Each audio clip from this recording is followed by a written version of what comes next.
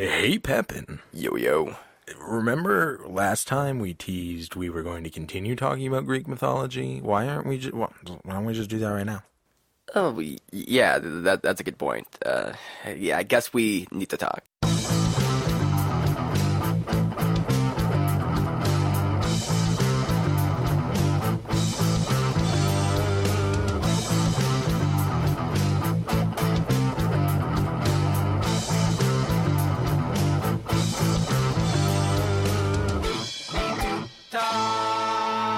We're professionals here at We Need to Talk, and my name's Meader. I'm one of your hosts. I'm here with Pepin.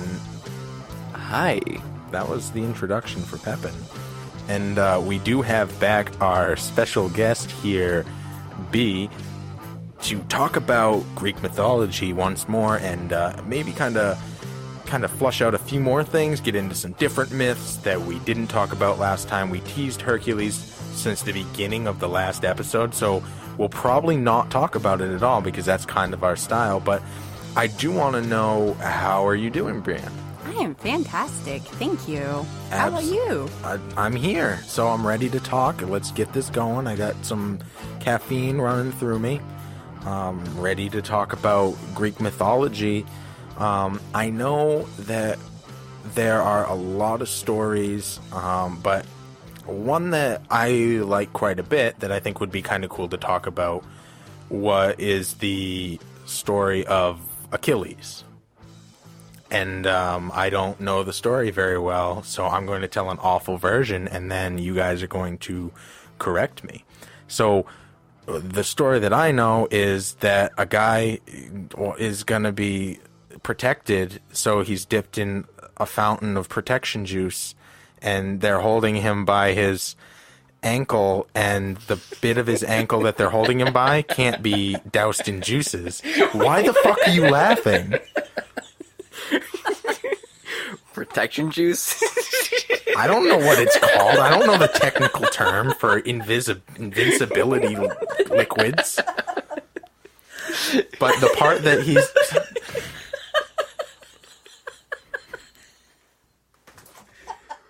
The part that he's being held by is his ankle, and his ankle is therefore not protected because it's he's dipped in, and they just kind of forgot about it, and they're like, oh, well, the chances of that being hit are pretty low, and then it is, and he dies. So that's the story. Yeah, I don't know anything about that story, but it's like that thing about the arrow to the knee. Like, we think, arrow to the knee, is that really a thing? But I guess it really was a thing back then. You know, if your knee got fucked up, you were kind of screwed. Same with your Achilles tendon. I actually haven't heard the arrow to the knee one, so that was kind of new. Sorry about that. And Achilles, I do know a little bit of, and actually, I believe River of Styx was what he was dipped into for protection. This is like the river called, river named Styx, like Styx. Yes, that's... Okay, not like Styx, like... Right, Styx. And that's where you cross to go to the underworld. And he was dipped in because they give him kind of like the sense of immortality, because Achilles was human. So, and as Meader said, that's correct, his mother held him by the ankle area, and dipped him in and brought him out, and he was just this awesome war god, but was mortal for them in that area, mortally wounded. So he went off to war and got like general status and was this really praised guy. And I know he got shot in the Achilles tendon, and that's what did end his demise. I'm going to be honest, I don't remember a whole lot of the story, but I do believe it's the River Styx. Didn't he fall at the Battle of Troy? That huge battle that, like, all of the gods were taking either side on, and then, like, there were goddesses involved, and, like, that was crazy, and then I think he died during that battle, and it was, like, the battle. Yeah, I was just about to say, I think he died in, not the Odyssey, but the Iliad. Yes. And that was a big part of what happened, or the kind of results of the Odyssey, or the Iliad leads up to the Odyssey, and it's a big kind of part of it. Odyssey, Odyssey? Yeah. Yeah. So if his mother dipped him by his ankle tendon, why did she not just after he dried, like turn him and hold him by like the ears and then drop him in and get the rest of his body? Like, why'd she have to be a little ignorant? Did she like not want to get the protection juice on her? That is an excellent topic of discussion, actually. Why didn't she? Is it like a veneer or something, or like a paint? And like if she had touched it, she would have like smudged it, or like left her fingerprints in it or something, and she just didn't want to leave her fingerprints in her son's face? Well, it was rumored that the river Styx actually draws souls in. Being immortal, if you're dipped in or exposed to the river Styx, you're kind of starting the process of death, really, essentially. So and this is personal, I believe that had she actually done that, there is no mortality left. It would all just be taken away by the river Styx, because that's the process of death and damnation. So the only soul he had left was in his heel. That's powerful. Man, I didn't know that my soul was in my heel. I mean, maybe the other explanation would be if by fully dipping him in, maybe he would have been sucked into the underworld. Right. So that's the only way she could have like had him come back. Right. That's actually where I was going with that. Or maybe she was just an ignorant bitch. She loved her son. A mother will do anything for her son that she loves. Okay, so I mean, it seems like we're all pretty much in agreement that she was just an ignorant bitch, but do we remember any of the other stories from the Battle of Troy? Because I know that was like such a huge focal point of Greek mythology in general. I don't understand that battle at all. It's very, very complex, and I don't. There's such a strong human base, and when I studied, I wanted to look at the gods and not people, unfortunately, so I don't have a whole lot of knowledge. Wasn't there someone that kind of like betrayed someone in the story? I know that Helen of Troy is Zeus's daughter, and she was a queen of Troy, but I don't think it was during this time. We should have read the Iliad before we came on and actually known what we were talking about. But the Iliad, have you seen that book? It's like this big. It's a Bible. He just held up about 2 feet. That's actually pretty accurate. It was about 2 feet. And we were supposed to read that book for, college, and that no one read the book, I don't think. Because no one ever read the book. The book was just that big, You always just Spark Notes it, and Spark Notes was probably more helpful than... Even when it was like, read the Torah, like, read the first 3 books of the Bible. And we were like, we'll just Spark Notes the Bible, it's fine. Yeah, the only book I read was The Lucifer Effect by Philip Zimbardo. I can't say it. And that was like the summer project, right? So we were all supposed to read the book during summer. And get into class, and teacher's like, so who actually read the book? I'm the only one that raises my hand. Teacher says, okay, we're not going to worry about this book. Let's just skip it. In that Greek book I was reading on Greek mythology, there were some interesting points about it with the various Greek scholars who at the time were tell the stories. So he was saying that initially the people who were telling the stories really believed in the stories, and stories were pretty good, and later on, people became more and more agnostic, more and more atheistic, and the stories didn't get worse, but it's kind of like, telling your kid about Santa Claus, or telling your kid about, this kind of thing happening, or the Easter Bunny.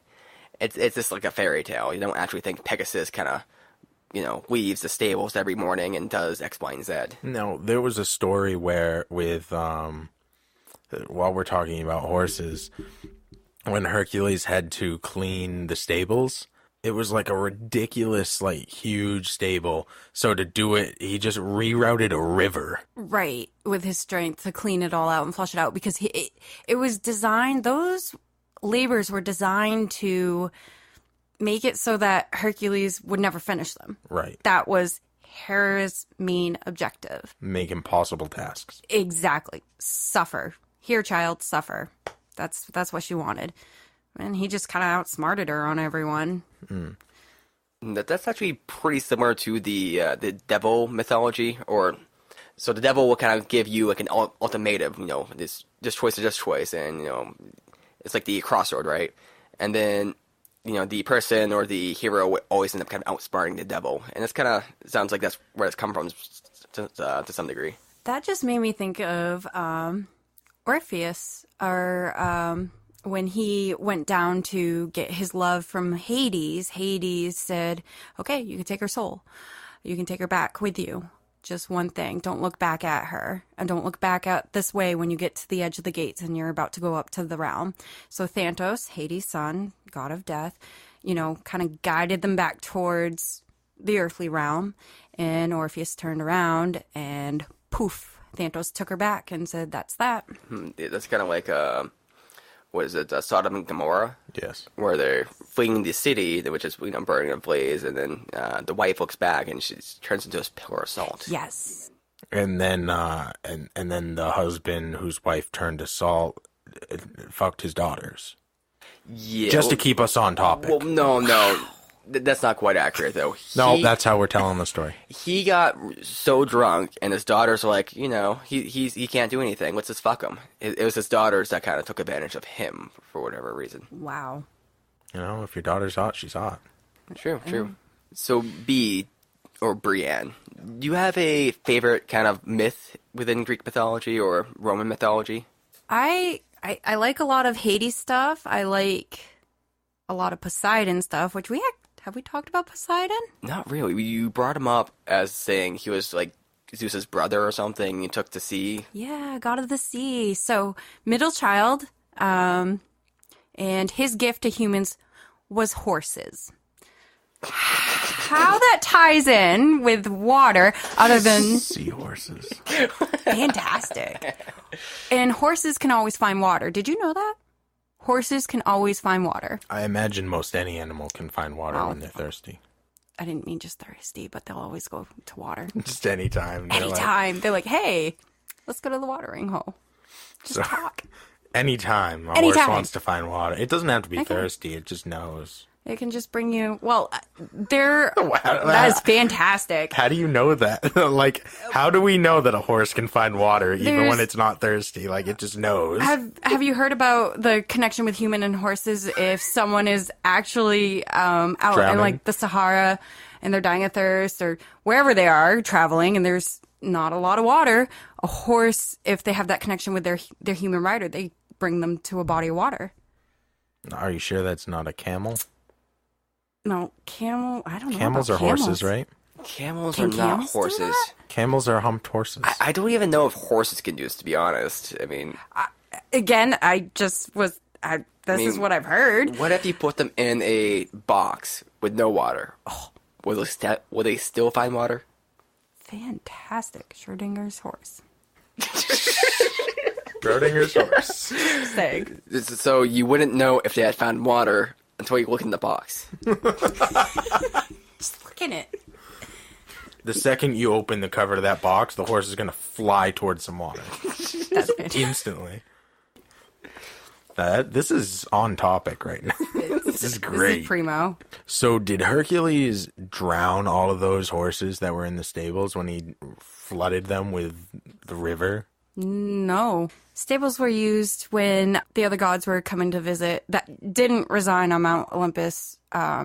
They go to visit and they take their horses out.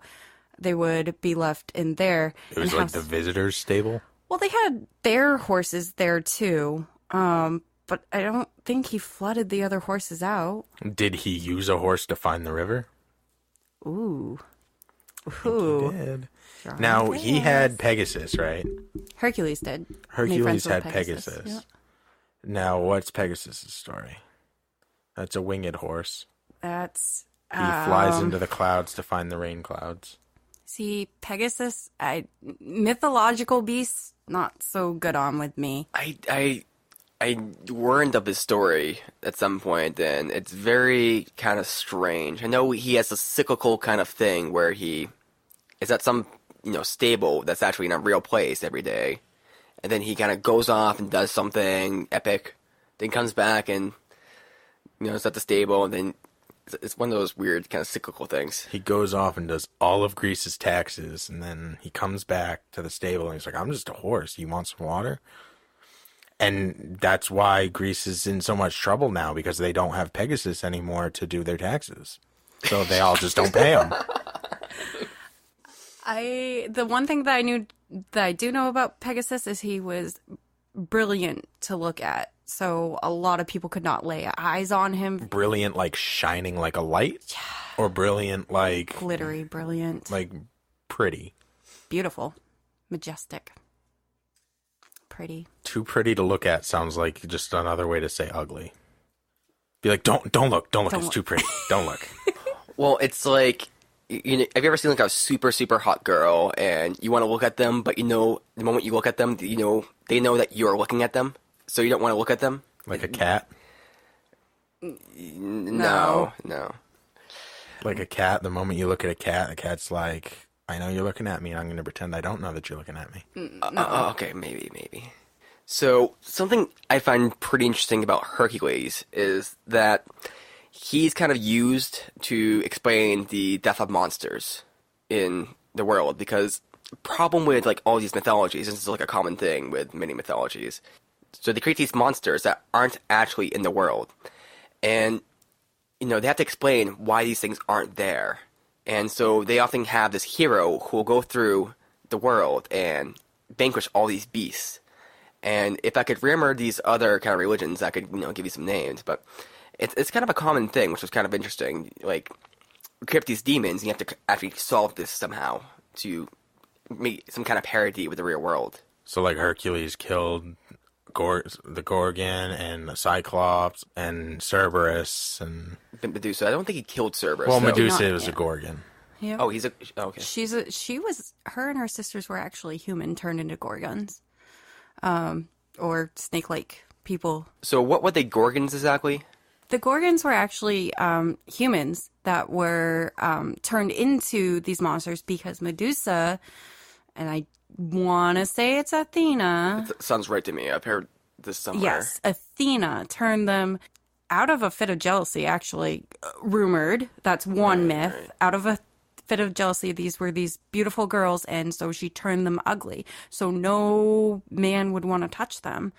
And Athena was one of those virgins that no man will touch her. Why wouldn't they touch her? She had no interest in reproduction or anything of that sort. She just was like asexual. Just, want nothing to do with it. Right. And what god was she again?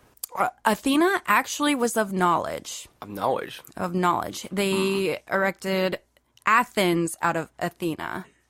And all these colleges came about in honor of Athena. Now, this is a bit of a loose connection here, but I believe it was in the symposium where Socrates was kind of giving his theory about how wisdom comes from this female lady. I forget what her name is, but some female kind of lady, right? And she's kind of the mother of wisdom.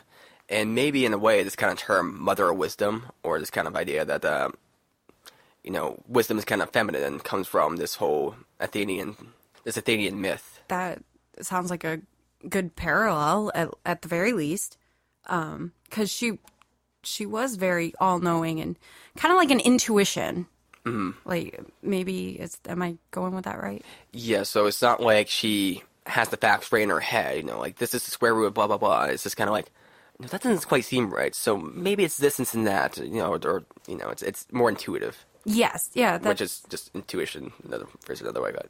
And it's funny because her sign is the owl, who we kind of assimilated knowledge or this quiet mystic knowledge with. And apparently owls are also seen as intelligent other places as well, like in different cultures, which are connected to kind of Greece or other places, which is weird. That's crazy. Like the 100-Acre Woods. Go on. That's Winnie the Pooh.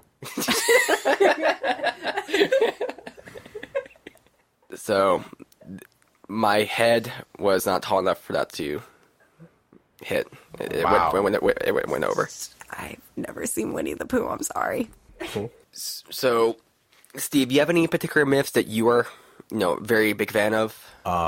Yeah, I like when Hercules fights the Cyclops, and the Cyclops like gets him. I'm gonna butcher this story, so you can all just laugh at me, but I'm pretty good at telling stories really badly. So Hercules has to go to this island, and he goes to this island, or he's shipwrecked or some shit, and there's a Cyclops on that island, and then the Cyclops like gets him trapped in a cave, and with a whole bunch of sheep and stuff, and then there's a bunch of Cyclopses on that island and all that. So the Cyclops goes to like pick up and eat Hercules, and Hercules stabs his eye out. And Hercules tells the Cyclops that his name is No One. So when he stabs the thing's eyes out, he's running around with his eye stabbed out while Hercules is escaping, and he says, "Help! Help! No one's attacking me!" Yeah. And that's the one that I like because it's ridiculous. That's beautiful. Now, just a minor correction there. That was Odysseus. Oh, the that Odyssey. That's okay, yeah. But yeah, Odysseus, Hercules, whatever. but I love that. Genius. I love that story too because it's like pretty funny punchline, to be honest. It's really dumb, but it's so dumb that's funny.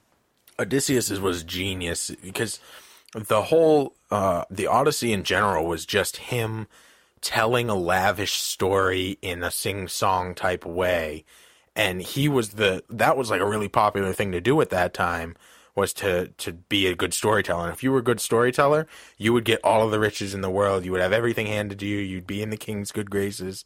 So this whole story is all coming from him doing it like as a song, and it's what gave him like all this notoriety and fame and stuff. And it's just him like making up a story about this crazy stuff that happened, and while he's doing, he's also making jokes. Like, that's the perfect entertainer, telling an epic tale with drama and love and hate and death and comedy all wrapped together, and that's what makes it so amazing. That's really a really good point. I think that's how some of these myths, there's like more than one myth, because bards would go out and sing these tales, and as they get going, maybe they forgot some, or they ran into another bard, heard another kind of portion of it. Oh, I thought it was this, and they kind of lost along the way. And there's so many different facets to all these different tales. So now, was Odysseus also the one whose father sent him away because the fortune teller told him that he would be killed by his son? So he killed his son, but the wife switched him out with a rock, or he ate him, so he just ate a rock, and then she sent the baby away, and then the baby came back to free the lands from a tyrant king, and it ended up being his father. That sounds like Moses or Legend of Sargon. This legend, oh my god, it's everywhere. There's this archetype, like sending a baby away and it going to some foreign land and coming back and, taking claim to the land. That's the Lion King. But in this one, it's like a fortune teller tells the father, your son's gonna kill you. But I just thought it was funny that she replaces him with a rock, so he eats a rock and thinks it's a baby. I don't think that was Odysseus. No, I forget who that was, but it's a pretty good story. I mean, it is. Yeah, you're right. Yeah, rocks. I'm right. Eating rocks. I thought I ate a person once, but no, it's a rock. It's a rock. Yeah.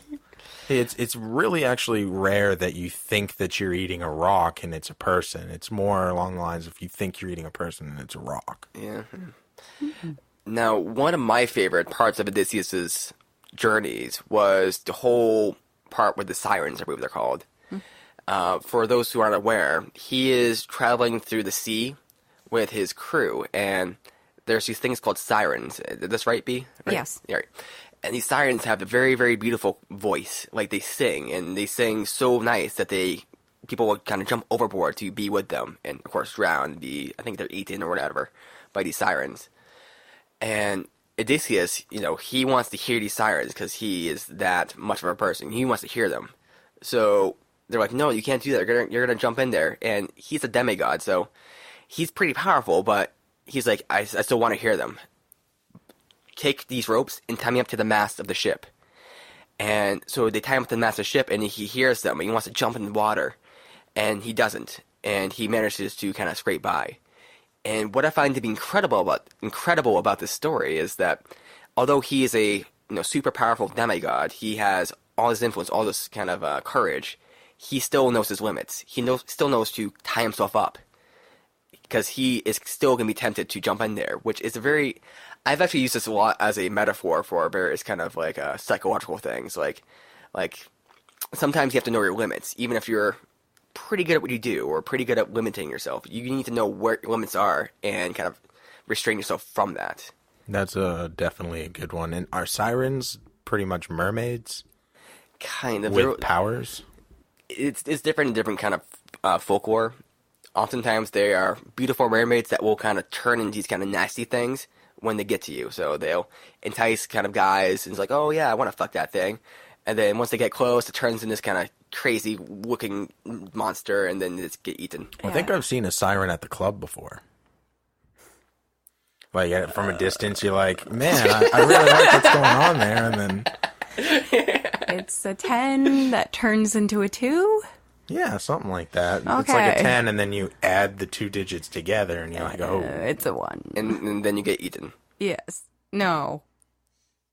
You're like, she looks pretty hot, and then it turns out it's 2 people.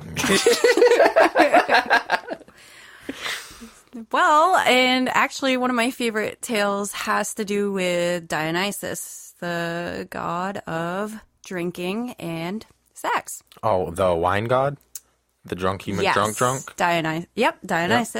He, Zeus was his father, and again with Hera, his mother was a mortal, so he's a demigod. Oh, so sorry, I was just trying to follow the family tree here. I'm mapping it out in like space. Wait. Yep, no, so there's Zeus, the father, and then there's a mortal, I can't remember her name. Anyways, Zeus has sex with her, out comes Dionysus. Now, Dionysus actually didn't come out of the mother. Hera found out about this love connection, and Hera's this jealous woman that she is, convinces this woman to ask Zeus to reveal his godly self to her. And so she goes to Zeus and asks Zeus. Zeus, knowing this is going to kill her because she's human, they can't see their full god form. So he shows himself, kills the mother. But to save the child, he cut open his inner thigh and put Dionysus, the unborn fetus, in to carry full term. And he had to carry this without letting Hera know, hey, my child's alive still, you stupid. It didn't work. So he has a leg womb. He has a leg womb. And there he goes carrying this child to full term. And Hera finds out about it. So he had to give this child to Hermes, messenger of the gods. And so Hera finds out this child's alive and she's hunting him down. She's trying to find him. And Hermes actually hides him in his sheep. He turns Dionysus into a sheep. Wait, he hides him in the sheep? He turns Dionysus into a sheep. Oh, hides him as a sheep. As a sheep. Thank you. Yes. And that's where we get Puck, the half goat, half human. But there is no half human, half goat. It's Dionysus as a child turned into a goat to hide him from Hera. And actually, Dionysus actually becomes full term into a god, and he hides himself on Earth away from the rest of the gods. Who the fuck is Puck? The only one that I know that's like a goat man is Pan. Pan, sorry. Oh, okay. Did I say Puck? Puck's another term. He has a couple of names. No. But isn't that another a different... name for Pan is Puck, like Puck my frying Puck. I think Puck is something, but hold on a second. So there are no like half man, half goat things? That's not a real thing? No, that's where there was an argument against that a bunch of scholars, when we were doing the lectures and we were having conversations about it, that was actually a big discussion and an argument because a lot of people didn't believe that they existed. So this was kind of a story, or at least this part of the story was a way of saying, this is stupid, this doesn't fucking exist. Right, exactly. It was just a big discussion, and I actually don't know which end is true or not. That's where the myth kind of splits hairs, and it goes into two different directions. I mean, it reminds me of a lot of stories and like various other mythical tales where you have one group which will try to say one thing, and another group which will try to say another thing, Right. and you get two different versions, and sometimes these versions will actually combine in a weird way because people don't quite know the arguments that went before it. They'll say, oh, this one has this aspect to it, oh, this aspect, and they'll just mash them together. Right. Yeah. And- There are a couple of questions I have about this story that maybe you'll be able to fill me in on. One of them is, so Zeus chooses to have sex with this human woman. What kind of bird was he? Bird of prey. No. No. He's a predator? He's a predator.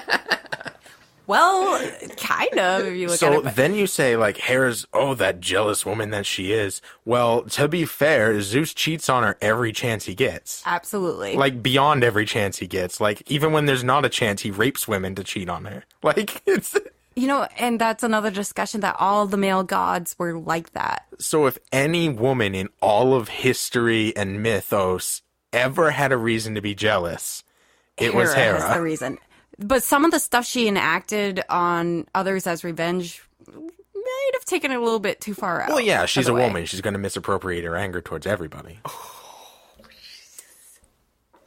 Oh, okay. That's how you take a beautiful podcast and you bring it to a screeching halt. Bring it to its knees. No. So what kind of bird was Zeus? That was funny when I said that.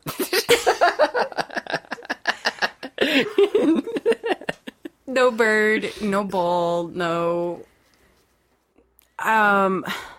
He didn't actually disguise himself as an animal. One of the rare times.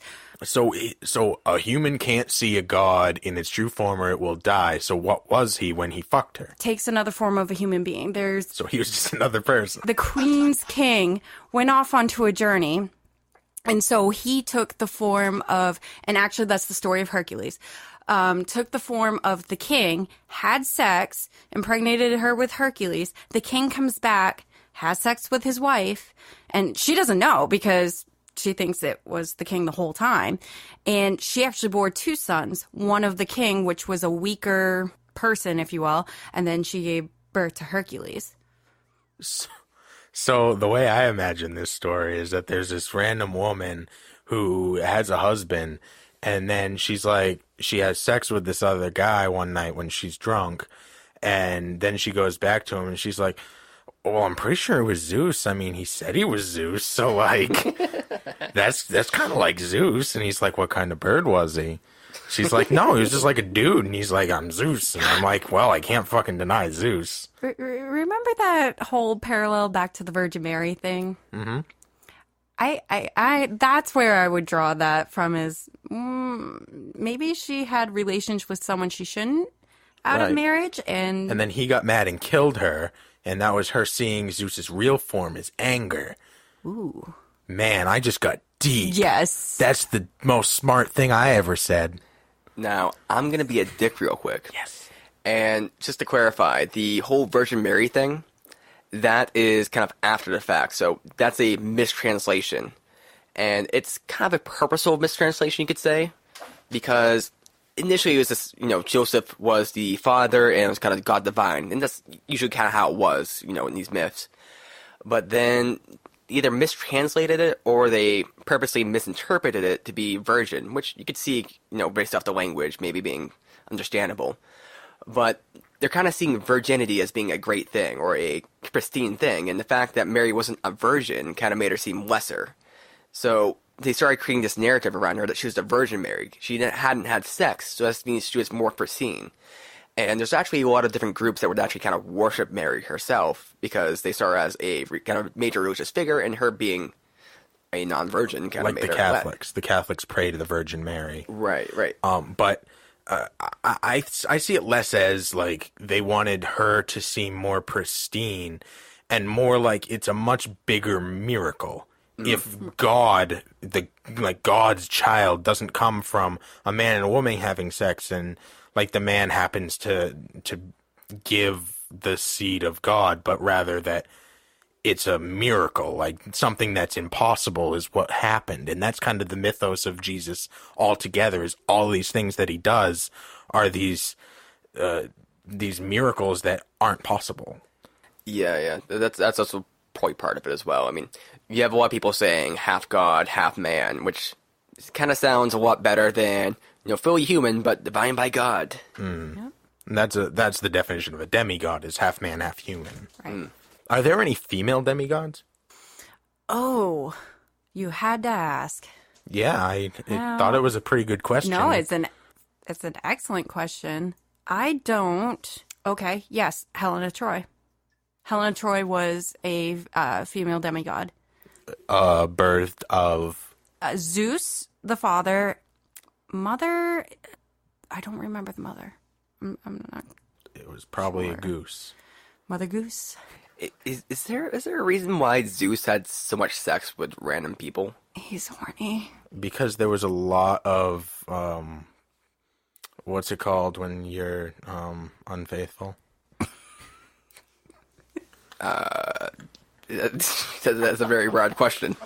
There's one word. It's like in something. There were a lot of people who were unfaithful to their partners, and they needed excuses. They need an explanation as to... So one of the biggest things I hear about the Greek gods that people really like is that they're not like the Christian god or the Jewish god, or et cetera, where they have flaws. So the Greek gods do have flaws, and they have jealousy, and they feel emotions, and they do things that are fucked up. And a lot of people really like that because it humanizes gods and gives you the opportunity to say, okay, well, we live in this super fucked up world, and I can see how that makes sense because the gods are just as fucked up as we are, if not more.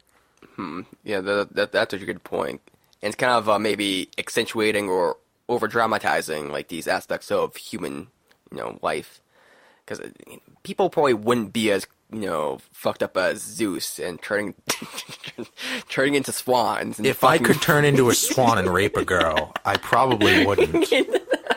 I would do a lot of things as a swan, but raping a woman is not one of them. I honestly might turn into a bull, but There's also one where he turned into a bear.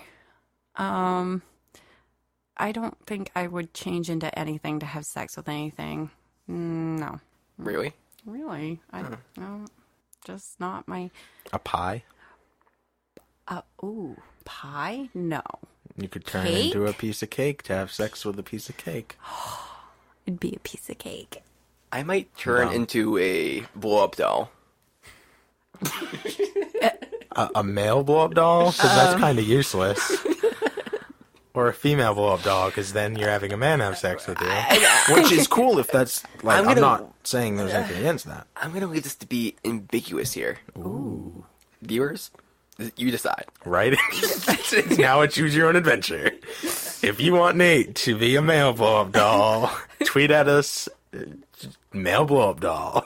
If you want him to be a female blow-up doll, tweet at us, female blow-up doll. You gotta imagine they have those ones that are male, but have like the giant dildo coming off it. I could be that, But although I could be one that has a hole in it. What kind of a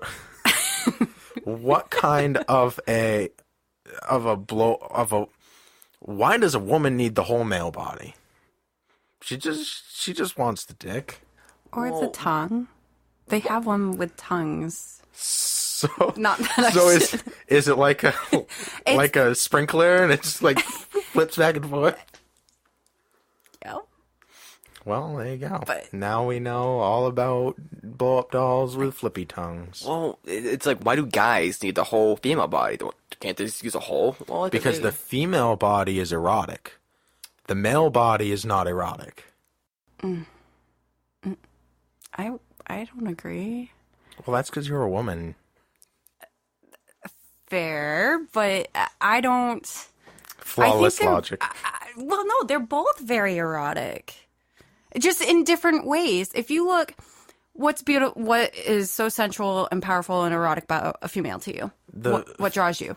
Females, even other females, will say that like the female body is alluring in itself. The whole body? Yes, the female body and figure as a whole. Figure. Okay.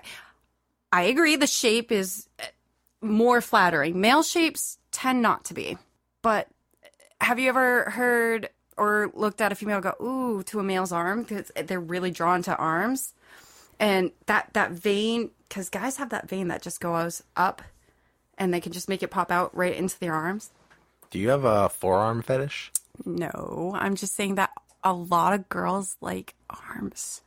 Now, to connect this back to Greek mythology, an aspect of Greek art I think is pretty interesting, and might not get this, fully accurate with all of history with Greek, but at least in a lot of the artworks, you'll notice that the penis is very, very small.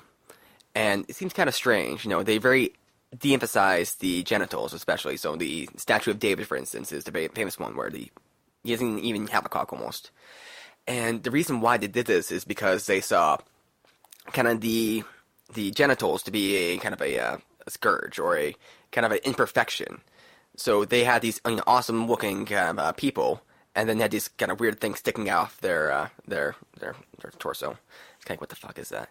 And this kind of comes from Platonism in a way, because Plato had this idea of perfect forms and perfect images, and kind of they wanted to be higher, like see themselves as kind of gods themselves in a way, or maybe not that high, but so they would minimize the most human aspect of themselves, which was the genitals, and also kind of the dirtiest aspect of themselves. And if you look at the sculptures of Aphrodite's, again, supposed to be the most beautiful, the perfect image. She has a feminine figure, but she has fat rolls and flaw looking, what we would see today in our culture anyway, flaws like cellulite and fat rolls. Is that the one of her laying in the clam?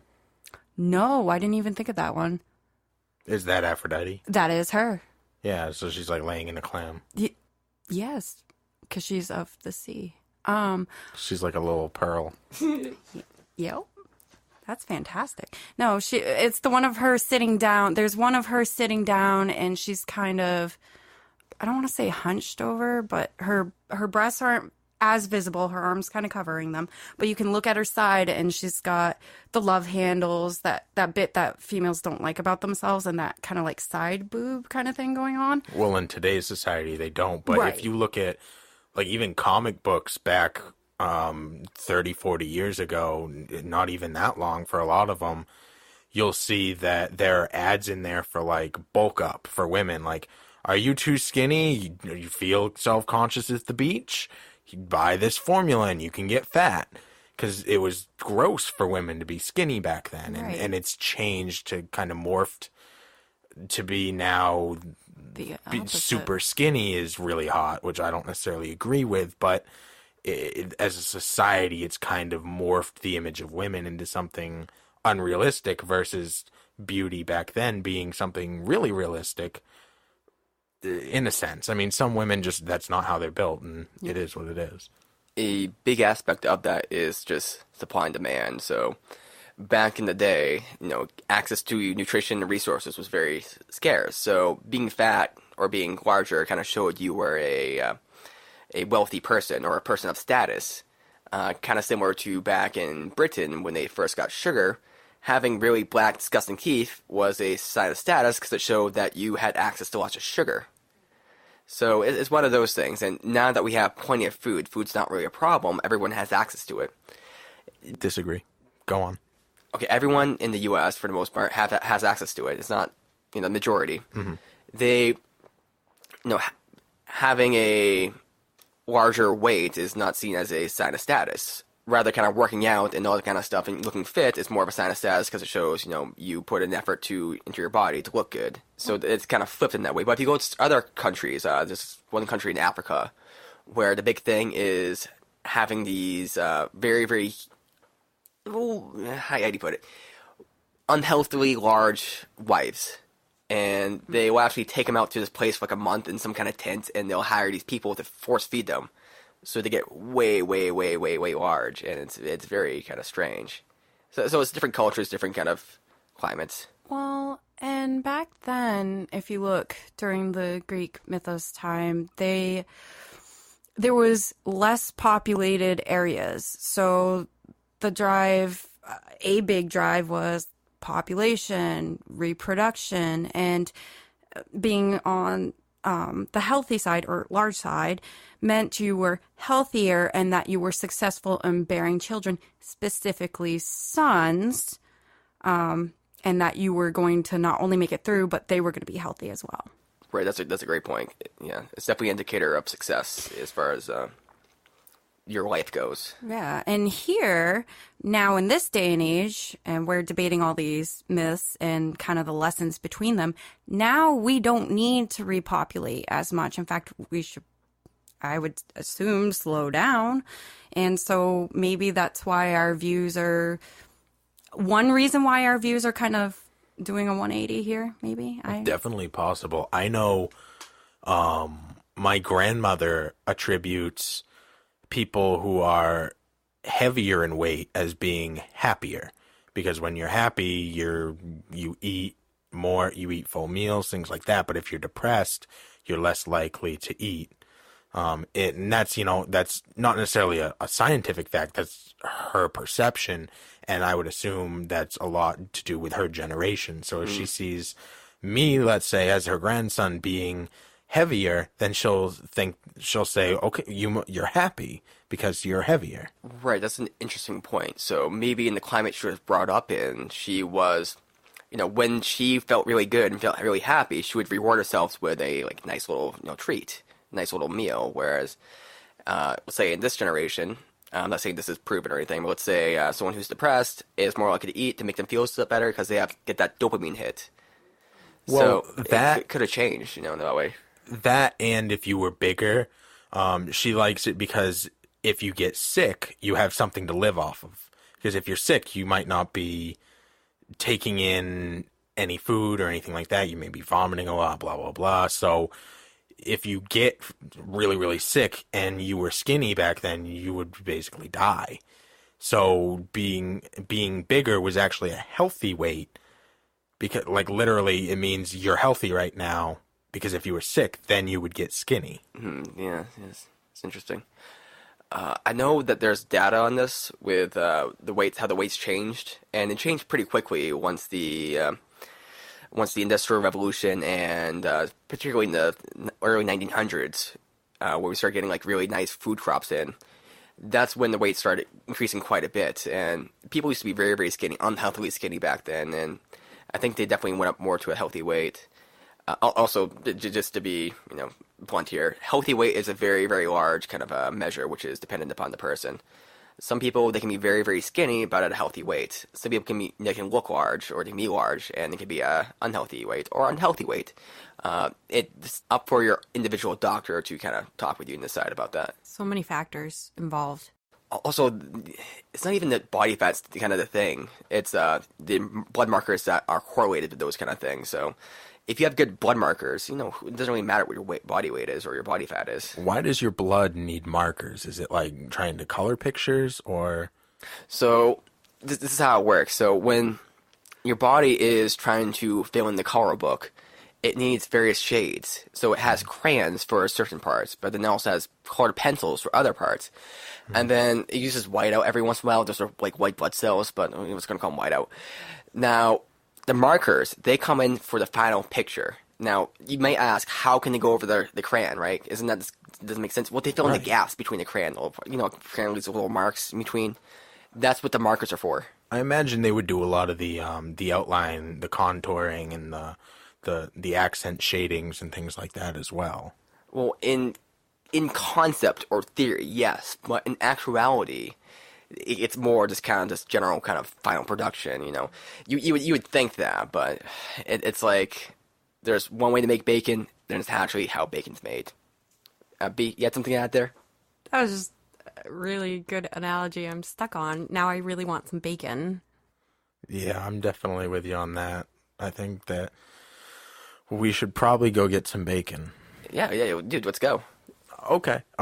So I'm definitely glad we had this conversation. Greek mythology is so deep, and none of us are experts on it. Some of us more than others, but overall, I think that we really got somewhere as far as discussing themes, discussing particular stories, and a lot of incest and rape. And that's really the core of what makes a great discussion. Especially the incest. Absolutely. Did you love the episode? If so, give us a rating on iTunes. It helps us be seen by everyone else. Also, if you want to get at us, we're at WNTT1 on Twitter. You can give us criticism, what you liked, what you didn't like, what was funny, and also just tell us how wrong we were. Until next time.